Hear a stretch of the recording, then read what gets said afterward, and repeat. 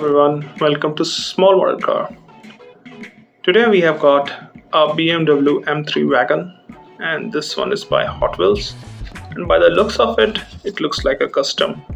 Look at the fenders; those don't look like factory. uh, so let's talk about it. How does it look? So start from the front. You've got the headlamp, grille, and everything, but none of them are detailed. Neither is the bumper. The hood is finished in white with decals on it, and 90 Goodyear Motul and Bliston sponsor, I guess. Also got a BMW badge up here. That's good. It has got mirrors, which is surprising because Phil's misses out on so many mirrors on the main line. But you can see those M mirrors which you see in different M cars from that era. White wheels, again, complements good to this car. You've got the decals on the side, the sponsor names, the M badge, and you can see this fender. It's wide. It's a wide body from the back.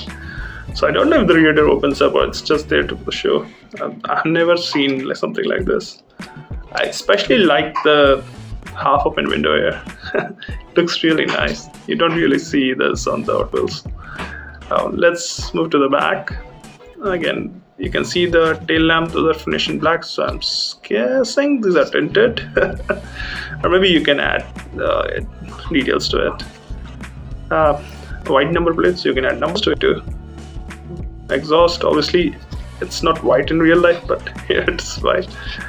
Moving to the passenger side, it's almost identical. Yeah, I think it's a two-door. See the size of the door, so it's a two-door. From the top, this is how it looks. This is how it looks from the bottom. I like the casting, and I've seen some people doing customs on these one, and they look really good. I mean, really good. I'm not really good with paint and stuff, so I might give it a try maybe in the future, but not right now. Well, that's all from my side. Thanks for watching. Have a good